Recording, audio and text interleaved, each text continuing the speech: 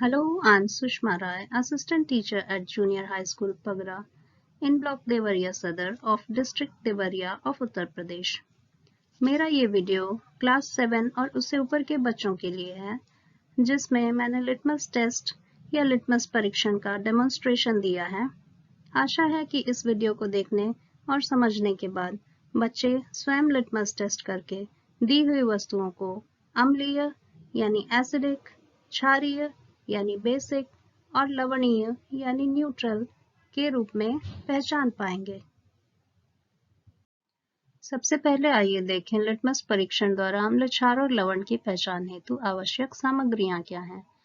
ये है नीला लिटमस पत्र, लाल लिटमस पत्र जो आपको बाजार में आसानी से मिल सकता है, तथा अम्ल, क्षार और लवण के कुछ नमूने जो आपके किचन या घर में उपलब्ध होते हैं। Let's see what are the materials required for performing a litmus test. These are strips of blue and red litmus papers which are easily available in the market, and samples of an acid, a base and a salt available at home or in your surroundings. आइए अब litmus पत्र के बारे में कुछ जानते हैं। Litmus पत्र एक प्रकार का प्राकृतिक सूचक है जो लाइकेन नामक जीव की सहायता से बनाया जाता है तथा जिसका प्रयोग किसी भी विलयन के अम्लीय, क्षारीय या लवणीय गुणों का परीक्षण करने के लिए किया जाता है। लिटमस पत्र दो प्रकार के होते हैं, लाल लिटमस पत्र जो हल्का गुलाबी होता है और नीला लिटमस पत्र जो हल्के आसमानी रंग का होता है।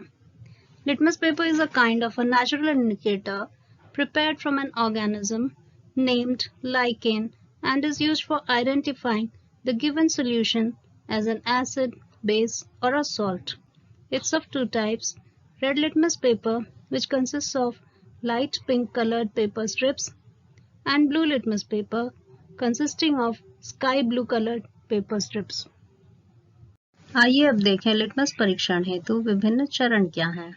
सबसे पहले अपने परिवेश में उपलब्ध अम्ल, क्षार एवं लवण के नमूने एकत्रित करें, जैसे नींबू, सर्फ एवं नमक इत्यादि। प्रत्येक नमूने का शुद्ध एवं स्वच्छ जल में विलयन बना लें। Let's now proceed with the demonstration of litmus test. To begin with, we collect samples of acid, base and salt from our surroundings and prepare a solution of each of these samples in clean water. पहले एक विलयन लें। अब एक लाल litmus पत्र इस विलयन में डुबोकर निकालें।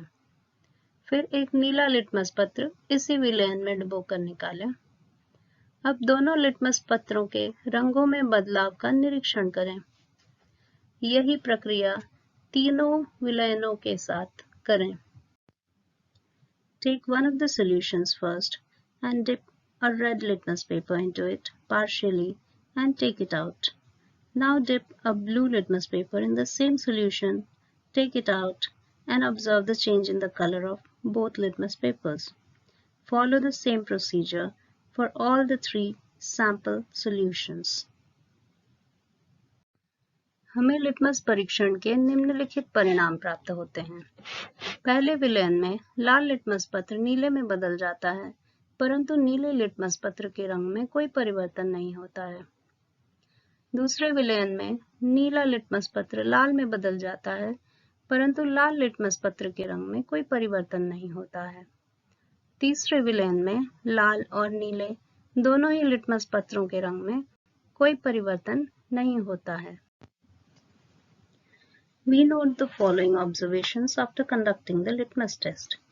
In the first solution, red litmus paper changes into blue and blue litmus paper remains unaffected. In the second solution, blue litmus paper changes into red and red litmus paper remains unaffected. In the third solution, both red and blue litmus papers remain unaffected. Litmus परीक्षण के परिणामों के आधार पर हम निम्नलिखित निष्कर्ष पे पहुंचते हैं।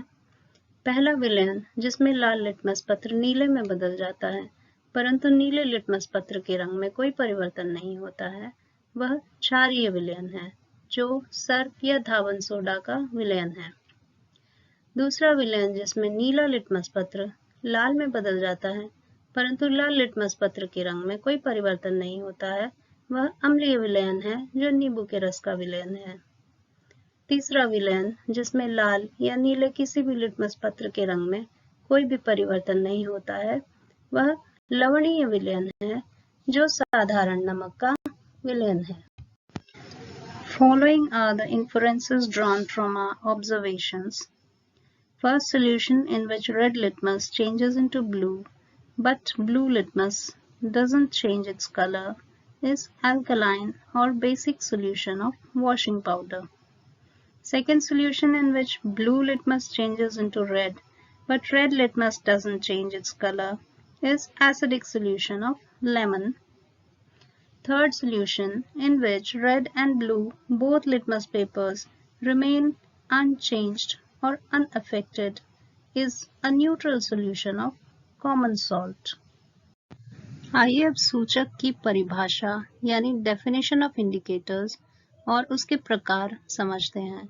सूचक वह पदार्थ होते हैं जो किसी विलयन में अपना रंग बदलकर उसके अम्लीय, क्षारीय अथवा लवणीय गुणों की पहचान करते हैं। Indicators are the substances which change their color when put in a solution to indicate whether the given solution is acidic, basic or neutral. ये दो प्रकार के होते हैं, कृत्रिम यानी सिंथेटिक इंडिकेटर्स और प्राकृतिक यानी नेचुरल इंडिकेटर्स। कृत्रिम सूचकों में पहला उदाहरण है मिथाइल ऑरेंज, जो अम्लीय विलयन में लाल तथा क्षारीय विलयन में पीला हो जाता है। Methyl orange is an example of a synthetic indicator which turns red in an acidic solution and yellow in a basic solution. दूसरा उदाहरण फिनोल्फ्थलीन है, जो अम्लीय विलयन में रंगहीन तथा क्षारीय विलयन में गुलाबी हो जाता है। Phenolphthalein remains colorless in acidic solution and turns pink in basic solution. प्राकृतिक सूचकों में पहला उदाहरण है लिटमस पत्र या लिटमस पेपर। नीला लिटमस अम्लीय विलयन में लाल हो जाता है तथा लाल लिटमस क्षारीय विलयन में नीला हो जाता है। Blue litmus turns red in acidic solution and red litmus turns blue in basic solution. दूसरे प्राकृतिक सूचक का उदाहरण हल्दी है यानी टर्मरिक, जो क्षारीय विलयन में लाल हो जाता है। Turmeric turns red in basic solution. तीसरा उदाहरण है गुड़हल की पंखुड़ी यानी हाइबिस्कस पेटल्स, जो अम्लीय विलयन में गहरी गुलाबी तथा क्षारीय विलयन में हरी हो जाती हैं। Hibiscus petals turn magenta in acidic solution and green in basic solution. आइए अम्ल, क्षार एवं लवण की परिभाषा समझते हैं। Let's see the definition of acids, bases and salts. अम्लीय वस्तु स्वाद में खट्टी होती है तथा उसका pH स्केल पर मान 0 से 6.9 के बीच में होता है। प्रबलतम अम्ल का pH मान 0 होता है। उदाहरण नींबू, सिरका, इमली, हाइड्रोक्लोरिक अम्ल, सल्फ्यूरिक अम्ल आदि।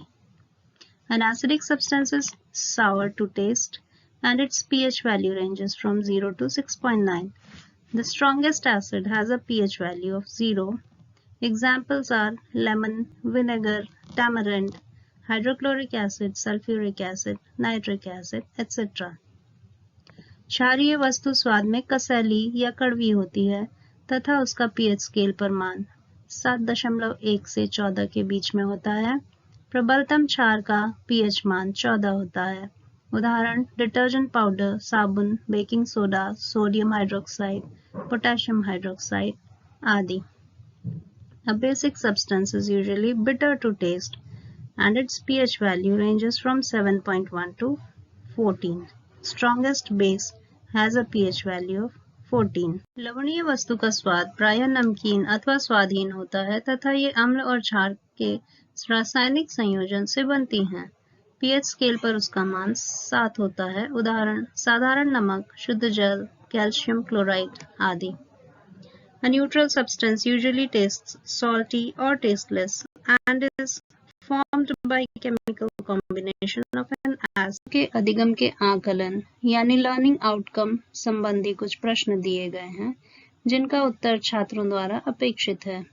साथ ही मेरे द्वारा अपने विद्यालय की कक्षा में किए गए लिटमस टेस्ट की कुछ इमेजेस हैं। आशा है आप सब लिटमस टेस्ट के कॉन्सेप्ट को अच्छी तरह समझ गए होंगे। धन्यवाद।